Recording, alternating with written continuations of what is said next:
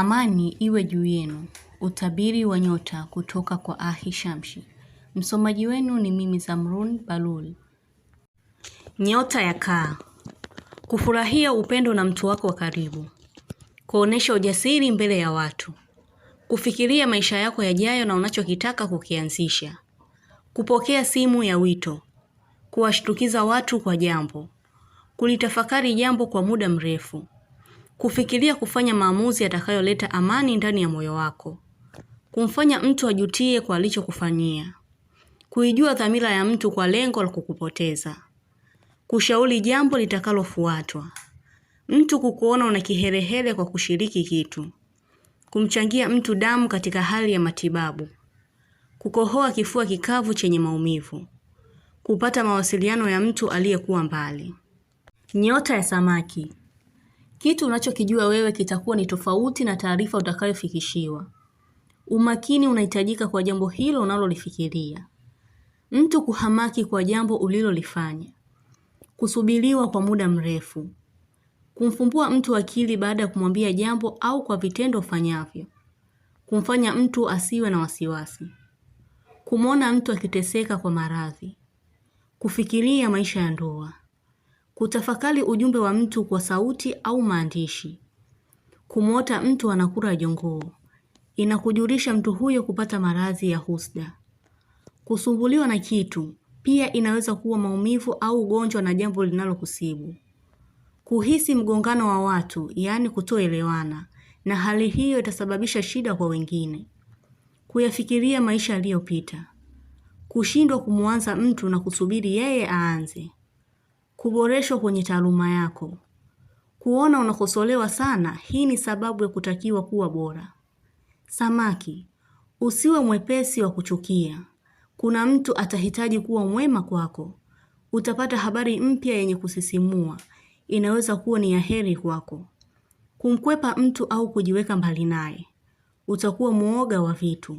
Hivyo, utakuwa na tahadhari. Chafya za mara kwa mara. Kuhisi kitu kinatoa harufu.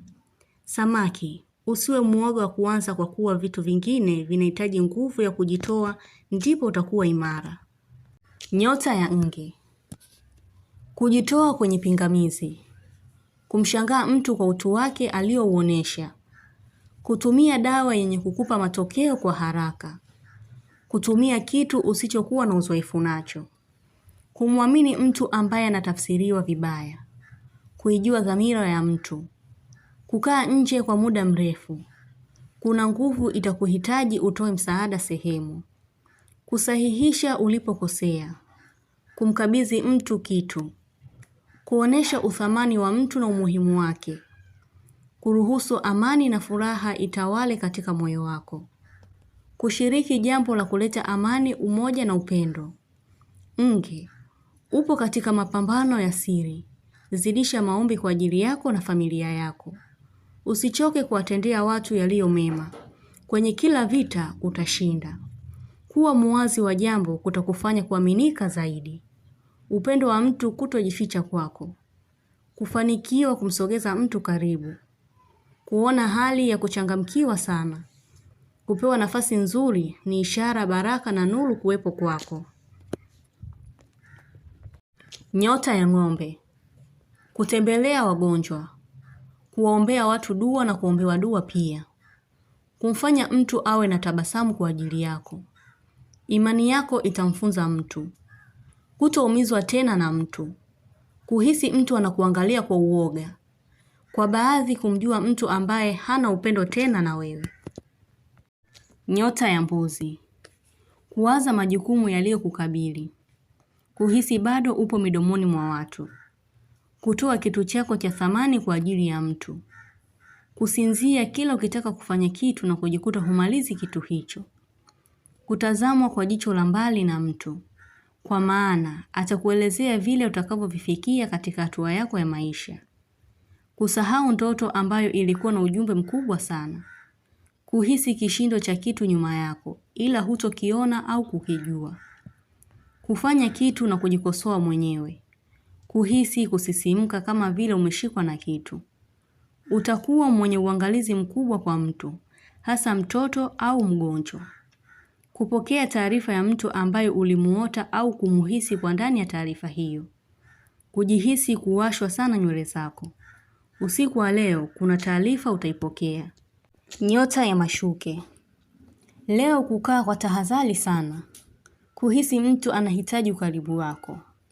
Kuondoa miwasho ya ngozi kwa kutumia tiba maalum. Kuhisi kichwa kina ubaridi na hali hiyo kukujia mara kwa mara. Hii itakujulisha uwepo wa nguvu yako na kujulishwa jambo linalotendeka au litakalotokea. Hivyo, hisia zako zitakuwa sawa kutambua kitu. Kupata maelewano mazuri na mtu. Nyota ya mizani. Kuusoma vibaya ujumbe. Mtu kukuwazia sana pia anaweza kukutaarifu kwa hilo. Kulazimika kutoka sehemu isiyokuwa na amani. Kuwa na wasiwasi na kitakachotokea. Kushiriki jambo katika sehemu yenye mkusanyiko wa watu wengi. Kuangalia matokeo ya kitu. Kuziepuka hila za mtu. Kulala kwa muda mrefu sana. Utakuwa na shaka kwa mtu. Kutopenda kuchunguzwa au kufuatiliwa. Kuwahisi watu hawana maelewano mazuri. Kujichunga kutoongea maneno mabaya au yenye kukwaza. Kuripotiwa kwa tuhuma za uongo. Kuahidiwa kufanyiwa kitu. Kupata pesa uliokuwa ukiisubiria. Mtu kujirudi kwako kwa unyenyekevu. Nyota ya ndoo. Kujiamini na kupata nafasi ya kusikilizwa. Kuyaamini maneno ya mtu. Kutokea kwa taharuki au jambo la kushtusha. Kuzingatia kitu kilichokupa faida. Kumpokea mtu vizuri na atafurahia kwa mapokezi yako. Kukosa uhuru katika sehemu au kwa mtu. Kuuliza jambo na kujibiwa kwa sauti ya watu kwa pamoja. Hii inakudhihirishia upo na kitu karibu yako. Ikiwa utashtushwa, basi ni kitu kibaya. Hivyo maneno yale ya kujirudia yalikuwa yanakutaarifu au kukiondosha kitu hicho. Na ikiwa utafurahia, basi ina maana ya kupata ufumbuzi wa kitu, kuheshimiwa na kupokea taarifa ya heri kwa nguvu nzuri iliyopo karibu yako. Kupunguza kitu ambacho ulikuwa huhitaji kabisa kukipunguza, ila haikuwa na namna. Kukaza kitu na kumpa ugumu atakayekifungua. Pia hata wewe unaweza kushindwa kufungua. Hali hii inakujulisha. Hata kwa maneno yako ukimwambia mtu kitu, kiwe kizuri au kibaya, ni vigumu mtu kupangua neno hilo, isipokuwa Mungu pekee, na neno hilo lazima litatimia. Kuhisi kitu kuvuta mguuni mwako. Kupata kitu kizuri. Nyota ya mapacha. Chuki za mtu kuisha ikiwa ulimpotezea. Kuoneshewa upendo na watu ambao huna udugu nao kikawaida, ila ni ndugu zako kiasili. Kujua maana ya neno ulilokuwa ukilitafutia maana. Kumtambua mtu kupitia alama yake. Kuhisi kuna mawazo tofauti yanayokujia kiulimwengu. Kuzisikiliza hisia zako kwa kitu unachotaka kukifanya. Kukidharau kitu ambacho ni hatari bila kujua. Kuchubuka sehemu na kujiona mwenye alama nyingi mwilini, kama vile ulipita sehemu ya miba au ulikuwa kwenye mapambano. Kuitafuta sehemu ambayo huwa unaipita mara kwa mara. Tukio lililopita kujirudia kichwani mwako. Kumwambia mtu kuwa unampenda sana. Nyota ya mshale. Kusikia kitu lakini kujifanya kama umelala. Mtu kulalamika na wewe kucheka kisiri. Kurudi sehemu kwa uchunguzi. Kupoteza kitu.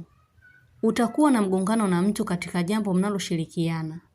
Kuhisi kuonewa wivu.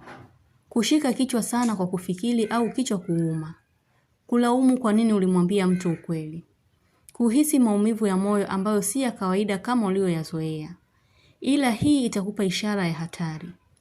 Kutoangalia nani mwenye makosa au wa kulaumiwa, ila utarekebisha jambo. Kuhisi maumivu ya kiuno.